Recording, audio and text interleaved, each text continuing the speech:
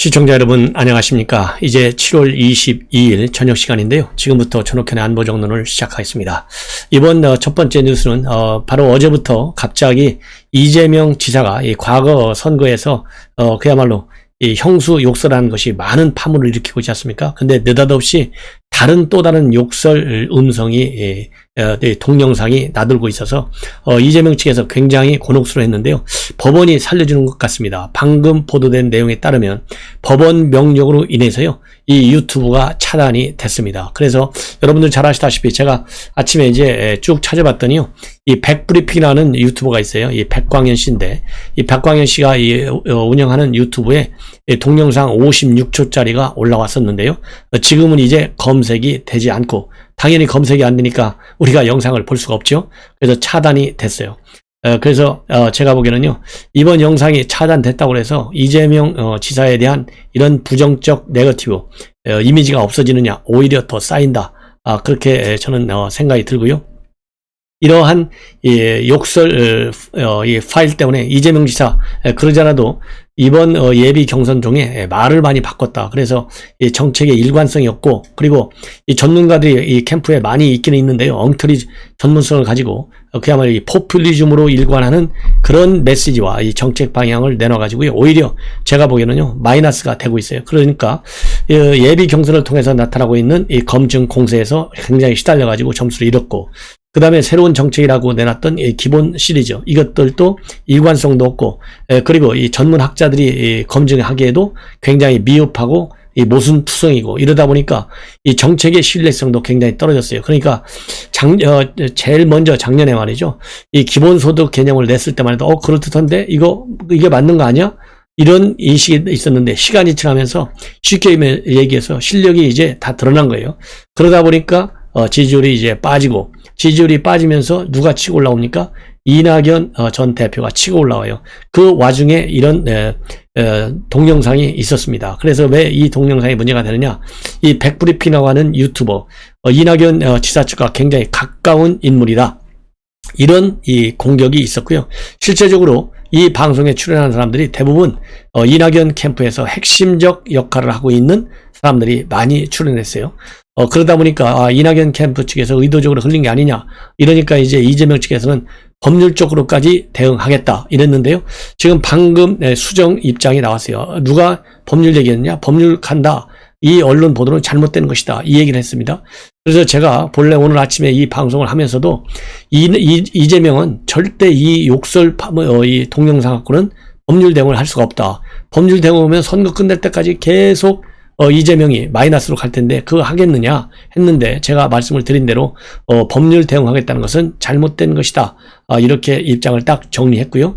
더군다나 이제 법률 대응을 할 수 없는 것이, 일단 법원의 판결이 내려왔잖아요. 이 유튜브 동영상 차단이 딱 됐지 않습니까? 그래서 이재명은 좀 훌훌 털어낸 느낌이 들겠죠. 그러나 천만의 말씀이다. 왜 그러냐면요, 지금 현재 이 친문 세력들의 움직임이 심상치가 않아요. 그래서 왜 그러느냐? 이미 여러분들도 짐작을 하시겠지만요, 친문 세력들이 조금 움직이기 시작했다. 그 이유는 이재명 지사 이런 검증 공세에 시달리면서, 그리고 이재명은 원래 피로 보면, DNA 학상으로 보면은 절대 친문이 될 수 없다. 이것이 친문 세력 측에서는 이미 딱 확립된 이미지지 않습니까? 평가예요. 그래서 이 벽을 넘기가 굉장히 어려워요. 그러다 보니까 친문 세력 측에서는 최근에 이낙연 쪽으로 지금 움직이고 있다, 이런 보도들이 나오고 있어요. 자, 그래서 왜 그러느냐? 어차피 친문 진영 입장에서는 지금 밀만한 후보가 없는 거예요. 그러면 최선은 없으면 차선을 찾아야 되잖아요. 차선에는 이낙연이가 1등이라는 거죠. 왜 그러냐? 이낙연 대표 아시다시피 총리, 최장수 총리를 했잖아요. 그리고 문재인 대통령과 코드를 많이 맞췄잖아요. 그러다 보니까 띄울 사람이 없는데, 이번에 예비 경선을 하면서 이낙연 대표가 좀 안정감 있고 무게감 있고, 그래도 이제 차선이라도 밀어야 되는데 이낙연 밖에는 없지 않느냐. 왜냐하면 정세균은 너무나 지지율이 안 올라간다는 거예요. 그리고 추미애의 경우에는 그야말로 이미, 죄송합니다, 추미애가 올라가면 누가 올라가요? 자동적으로 윤석열이 올라가잖아요. 그리고 지금 추미애 때문에 망한 사람이 누구예요? 바로 김경수예요. 그러다 보니까 지금 친문 세력에서는 김문수가 아니고 죄송합니다. 김경수인데, 문자하고 이 경하고 비슷해가지고 죄송합니다. 김경수 지사인데, 김경수 지사는 친노 친문의 그야말로 이 피로 맺어진 성골이잖아요. 그런데 이번 대법원 판결 때문에 완전히 운명이 날아가 버렸어요. 이 운명을 날린 사람이 누구냐? 바로 추미애라는 거예요. 또 하나 김어준이라는 거예요. 이 두 사람. 그래서 지금 김어준이가 뉴스공장에서 이거 몰려날지도 몰라요. 이 친문 세력들이 지금 난리가 났어요. 김어준하고 추미애. 그래서 지금 김어준은 차후에 제가 바로 이어서 추미애 먼저 말씀을 드리고요. 그러다 보니까 이 추미애가 사실은 김경수를 날린 것 아니냐, 이런 비판이 나오고 있거든요. 그래서 추미애는 너무 이 극단적인 성격이 강하다는 거예요. 그래서 이거 밀 수 없다. 예, 밀 수 없다. 그러다 보니까 정세균이 좀 밀고 싶은데 안 되죠. 지지율 너무 낮으니까. 지지율이 살짝 뜨고 있는 추미애는 바로 윤석열 관계 때문에 또 밀 수가 없어요. 그럼 나머지 조금 지지율을 떠가지고, 말하자면 제일 큰 게 뭐예요? 정권을 창출해야 되잖아요. 이 여권 입장에서는, 친문 세력에서는. 그런데 이재명이를 제낀다고 해서 후보로 밀 수가 없어요. 이재명이 제끼면 정권을 창출할 수 있을 정도의 지지율을 지금 현재는 딱 갖고 있어야 되는데, 이 지지율을 갖고 있는 사람은 유일하게 이낙연밖에 되지 않는다는 거예요. 그래서 지금 이제 이낙연 대표 쪽으로 친문 세력들이 움직이고 있다, 이런 지금 보도가 나오고 있어요. 그러다 보니까 이제 호남 쪽에서는요, 그동안에 이재명이가 그래도 이 정권을 재창출할 수 있겠지, 이낙연은 좀 약한 것 같아, 그래서 머뭇했는데 시간이 지나면서 이거 호남 출신인 이낙연이가 결국 이 TK 출신인 이재명보다 낫잖아, 우리 같은 피잖아. 그래서 호남이 움직이고 있고요, 지역적 개념으로는. 그 다음에 피의 개념 못나면 친문 세력들이 이낙연 쪽으로 지금 올인하는 추세를 가고 있다는 겁니다. 그래서 바로 지금 이낙연 전 대표의 지지율이 급상승하고 있고요. 만약에 이제는 친문 세력들이 전략적으로 확실하게 결집력을 높인다, 이렇게 시나리오를 그려볼 경우에는 이낙연 대표에 대한 지지율이 5% 정도는 한순간에 더 팍 튀겨 올라갈 수 있다는 거예요. 그러면 친문과 여권한테는 뭐가 좋냐? 경성 흥행의 효과를 노릴 수 있다는 것이죠. 그래서 이왕이면 호남 출신을 밀고, 이왕이면 반문이라고 볼 수 있는 이재명보다는 이제 이낙연이가 대표가 이제 여권의 후보가 된다 하더라도 윤석열을 끌어내릴 수 있다, 이길 수 있다, 이렇게 여권이 판단한다는 거예요. 그래서 요새 여론조사율에 여론조사 이 지지율을 보고 이낙연 캠프 쪽에서 굉장히 지금 흥분되어 있고, 그러다 보니까 그 바람을 타고 친문 세력들이 이낙연 쪽으로 확 바꾸는 거, 전략적 결단하는 것이 아니냐, 이런 전망과 그리고 평가들이 지금 보도가 되고 있어요. 그러다 보니까요, 이제 이재명 쪽에서 열받았잖아요. 그러니까 이재명 측에서 지금 열받아가지고 이낙연을 공격하는 포인트 중에 하나가 바로 이 과거 탄핵 투표를 갖고 난리를 치고 있어요. 이 탄핵 투표를 가지고 대대적으로 지금 밀어붙이고 비판하고 하는데 지금 깃대를 들고 나선 사람이 바로 김남국 의원이에요. 여러분들 잘 아시다시피 김남국 의원은 일찍이 이재명 쪽으로 딱 신발을 바꿔 신었잖아요. 그래서 이 김남국 의원이 뭘 공개하고 있느냐? 과거에 2004년도 사진 한 장을 공개하고 있습니다. 바로 2004년 3월 12일 날 노무현 대통령 탄핵 소추안 표결할 때 이낙연 이 대표의 사진, 즉 송영길은 여기서 싸우고 있고요. 그런데 이낙연 대표는 물끄러미 서 있어요. 그러면서 이 김남국 의원의 주장은 그 당시에 왜 이낙연 대표는 당시 한나라당 이 탄핵을 찬성했던 한나라당 사람들하고 같이 이 스크럼을 짜고 있느냐, 의장석 진입을 막기 위해서 열린우리당 의원들은 스크럼을 짜고 있는데 거꾸로 이낙연 대표는 한나라당 사람들하고 스크럼을 짜고 있다 이거죠. 그래서 똑바로 밝혀라, 무슨 이 탄핵 반대 투표를 던졌다는 말이냐. 그런데 당시 탄핵은요, 이 무기명 비밀 투표였어요. 그렇기 때문에 이게 누가 투표했는지 알 수가 없어요. 이런 식으로 지금 이 이재명 캠프 쪽에서는 이 탄핵 문제를 가지고 세게 밀어붙이고 있고, 다른 한편으로 이 박정희 대통령을 찬양했다, 이 두 가지 카드를 지금 밀어붙여 가지고 이낙연 쪽으로 지지가 몰리는 것을 지금 막으려고 혈안이 되어 있는 상황입니다. 그래서 이제 앞으로 이게 사생결당식으로 양측이 나갈 경우에는 결국은 이 분당 가능성도 지금 다시 또 제기되고 있는 그런 상황으로 이 보도들이 쭉 하나씩 둘씩 나오고 있어요. 자, 그래서 이제는 여러분들 잘 아시다시피 김남국 의원이 불을 지른 탄핵, 이것이 이제 앞으로 더 이 불이 붙을 가능성이 더 커요. 그리고 또 하나 추미애 아까 말씀드린 대로 김경수 말하자면 이 정치생명 딱 잘라냈는데 이 책임론이 더 강하게 불거지고요. 김어준의 책임론이 더 강하게 불거집니다. 그러다 보니까 오늘 김어준의 뉴스공장을 시작하면서 김학의 사건 하고 이제 비교를 하고 있어요. 이 김학의 사건 재판부가 그래도 김학의 사건 보면은 김학의 사건 때 이 대법원은 파기환송해가지고 이번에 이 수사 과정에서 유도 암시 이런 영향을 받을 가능성을 거론하면서 진술 신빙성이 인정되지 않는다. 이런 판단을 해갖고 이제 파기환송까지 했는데 왜 이번 대법원의 경우에는 그 유죄 판결을 내린 것이 즉 드루킹인데 드루킹 한 사람이 거짓 진술을 하고 있는데 김학의 사건 때처럼 사건과 달리 왜 이번에는 드루킹의 말을 믿고 유죄 판결을 내렸느냐 이런 비판을 하고 있어요. 그럼 왜 그러느냐 이미 언론에서 이미 많이 보도되고 있지만은 사실상 첫 단초는 이 김어준 씨가 제기했다는 거죠. 2017년도 10월에 맨 먼저 제기한 것이 바로 TBS 라디오 그리고 팟캐스트 다스베이더에서 문재인 정권을 비판하는 이 포털 뉴스 댓글 문제 제기를 처음 해서 댓글 부대의 공론화를 시켰던 사람이 바로 김어준이라는 거예요. 그러다가 2018년도 1월 달에 이 평창 올림픽과 관련해서 남북 여자 아이스하키 단일팀 딱 이 뉴스가 나오니까 거기에 그런 네이버 기사에 댓글 조작 의심 기사가 이건 댓글 조작이 의심된다. 이렇게 해서 김어준이가 딱 떠벌리니까 민주당이 그걸 받아서 바로 2018년 1월 말에 경찰에 고발장을 접수해가지고 이번 결론이 났다는 것이죠. 그래서 이제는 김어준의 책임이 나오고 있다. 그래서 이 김어준의 이 음모론 나올 때마다 사실과 다른 그런 결론이 많이 나왔는데도 불구하고 이 음모론 매번 거의 자살골로 끝났다는 것이죠. 이 결정타가 이번에 이 김경수 말하자면 댓글 공작이라는 것이죠. 그래서 이 부메랑이 이제 돼가지고 결국은 김경수를 쳤다. 그러면 최근에 이 김어준이가 음모론 제기했던 게 뭡니까? 생태탕 음모론 제기했잖아요. 그럼에도 불구하고 서울시장에 당선됐잖아요. 그리고 또 K방역을 엄청 홍보했지 않습니까? K방역을 많이 홍보했는데도 불구하고 지금 실패로 끝났다는 거예요. 네, 그래서 지금 현재 이 김어준 씨 관련된 여러 논란들 이것들이 전부 다 이 음모론이 전부 실패하고 있다는 거죠. 그럼에도 불구하고 여당 지금 대선 후보들은 여전히 줄을 서고 있다. 이런 가운데서 새로운 말하자면 반발이 누구한테 나왔느냐? 최근에 바로 박용진 후보한테 나왔다는 겁니다. 박용진이 뭐라 했어요? 당신도 꼰대야 이런 얘기 했잖아요.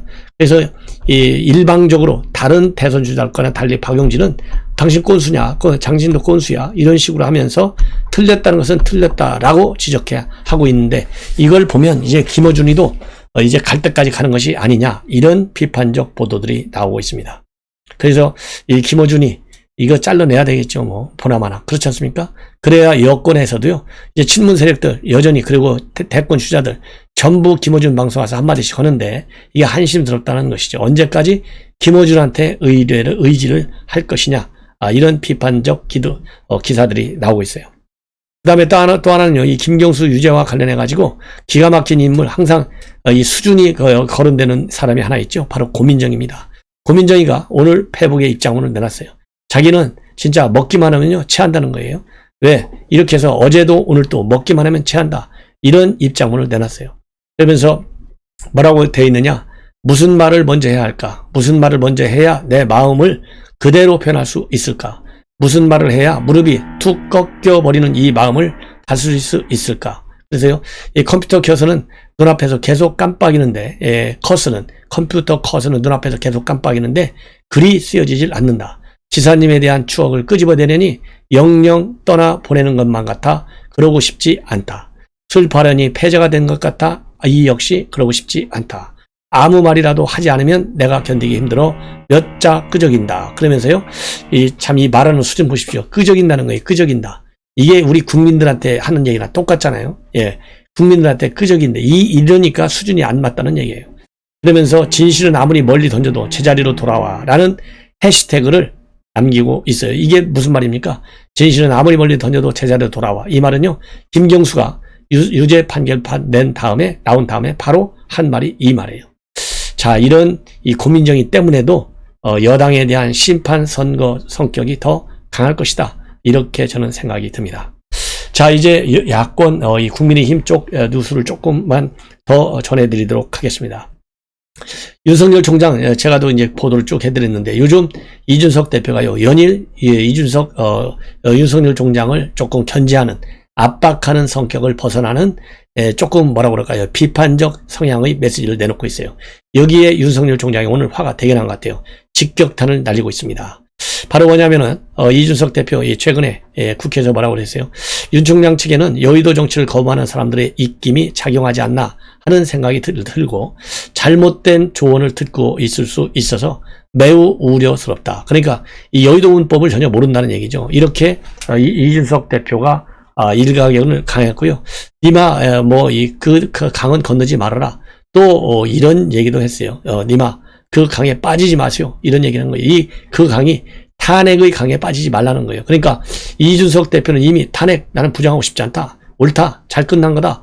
이런 식으로 지난번 대표 선거 때 얘기했잖아요. 그런데 윤석열 총장이 최근에 대구를 가가지고 참 가슴 아프다. 안타깝게 생각한다. 그러면서 박근혜 대통령 부분적으로 참 훌륭한 일도 많이 했다.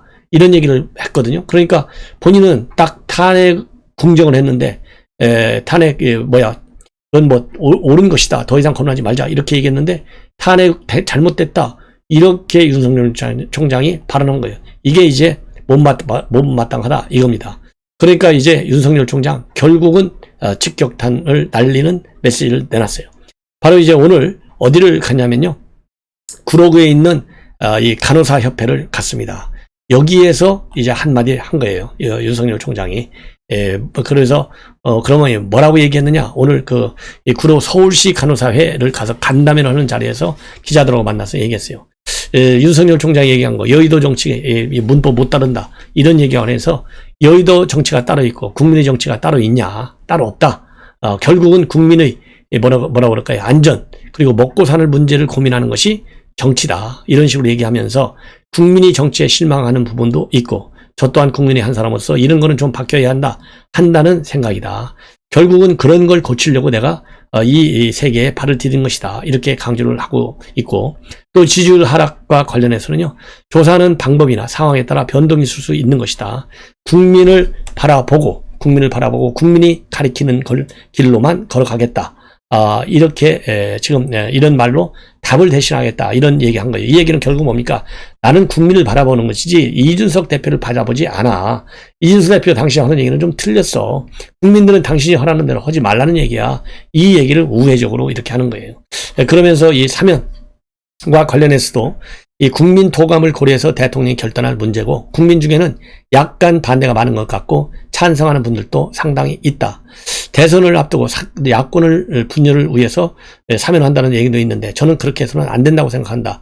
정말 순수하게 헌법에 정해진 대로 국민을 통합하는 방향으로 결단이 내려지기를 바란다. 이렇게 해서요, 윤석열 총장 상당히 심경이 좀 안 좋은 것 같습니다. 그래서 지금 이준석 대표하고 맞붙는 상황으로 가고 있고요. 이러다 보니까 지금 국민의힘 안에서요, 이양수 의원 지금 이준석 대표 당내 주자를 지원하라 이렇게 돼 있는데요, 거꾸로 윤석열 예비후보를 지지한다. 성 안에도 응원하는 사람이 있으니 힘내시오. 성곽 밖에서 외롭게 싸우는 장수에게 성 안에도 응원하는 사람이 있으니 힘내시라. 이런 입장문을 내놓고 있어요. 그러면서 혈혈단신으로 정권에 맞서고 국민 속으로 터벅터벅 들어간 그가 범여권으로부터 거센 도전을 받고 있고, 윤 후보를 제대로 일으켜 세우고 함께 가야 정권 교체를 이룰 수 있다. 이런 강한 입장문을 내놓고 있고요. 장제원 의원도 이준석 대표 점점 이적 행위에 가까운 수위로 치닫고 있다. 이렇게 비판하고 있고, 또 원희룡 지사 이 대표를 향해서요, 당박 후보를 당근과 시금치라고 하면서 완팀 정신을 흐리면 안 된다. 그리고 이 권영세 의원도요, 이렇게 외부 후보에 대해서 들어와라, 안 들어오면 별로 안 좋다. 이런 식으로 압박하는 것은 일종의 갑질로 보인다. 그래서요, 이준석 대표, 윤석열 총장에 대한 후폭풍이 야당 안에서 지금 생각보다는 좀 강하게 끌어오르는 것이 아니냐, 이런 생각이 듭니다. 자, 그리고 이제 김동연 전 부총리 오늘 뭐 입장문을 내놨는데 최근에 김종인 비대위원장을 만났잖아요. 근데 김종인 비대위원장이 입당하라는 그런 얘기는 안 했고 국가 경영에 대해서 이 걱정을 많이 하는 분이기 때문에 주로 국가 경영에 관련된 얘기를 많이 했다. 그러면서요, 윤석열 총장과 최재형 감사원장이 둘이서 바로 이 정치에 진입한 거에 대해서도 비판을 또 하고 있습니다. 그리고 이 대선 주자, 그러니까 이제 SBS 출연해가지고 대선 나오겠느냐, 그러니까 이미 정치의 길로 접어들었다. 그러면서 조만간 자세한 말씀을 드릴 기회를 갖도록 하겠다. 이렇게 얘기를 하고, 그리고 본인은 말이죠, 정권과 대립각을 세워서 정치하려는 시도는 바람직하지 않다. 이 얘기는 결국 윤 총장과 최재형을 직접 비판하는 거고, 본인이 하는 거는 뭐냐, 정부에 있으면서 소득주도 성장이나 최저임금, 부동산 문제, 세금 정책에 있어서 많은 이견을 갖고 안에서 대립각을 세웠다.